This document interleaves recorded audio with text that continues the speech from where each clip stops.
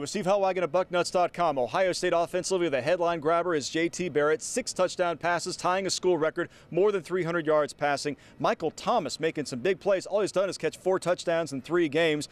He is the Chris Carter of this team. All he does is catch touchdowns. But they spread the ball around. 8 receivers had a catch in the first quarter. They were busy.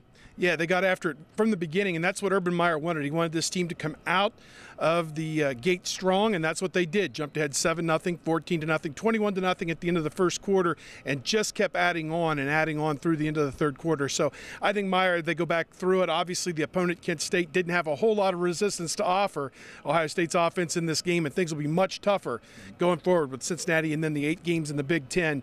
But certainly this is a game that the offense got things going again. We saw a lot of players along the Buckeye offensive line as well. Some players getting their first action. Jamarco Jones got in there, for example, especially guys in different positions. We saw Patrick Elflein take some snaps at center.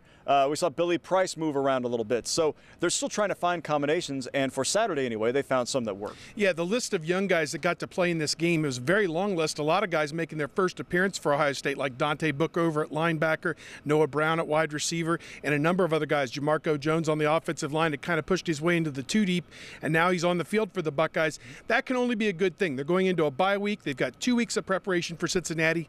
This was obviously a win over a lesser opponent, and yet gets the bad taste of losing to Virginia Tech out of their mouths, and now they can hunker down and get ready to play Cincinnati, look toward the Big Ten.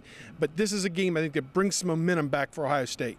And Matt, such a big passing day for Ohio State, but Curtis Samuel, the freshman, comes in and rushes for more than 100 yards for the first time in his Ohio State career. Let's go back to you.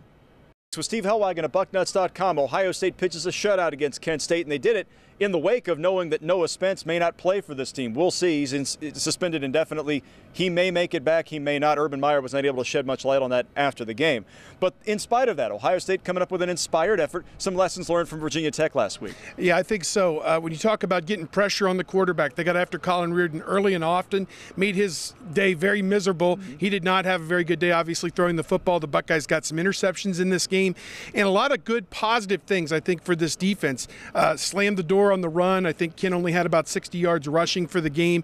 That's how Ohio State's defense is supposed to play. And obviously the pass defense is going to be tested extremely by Cincinnati with Gunnar Kiel coming in off a 6-touchdown game against Toledo. The Buckeyes are going to be under the gun when the Bearcats get here in 2 weeks. Yeah, 10 tackles for loss in the game, and the Buckeyes picking off 3 Kent State passes en route to the victory. Their first shutout since the Florida A&M debacle of 2013. Matt, let's go back to you.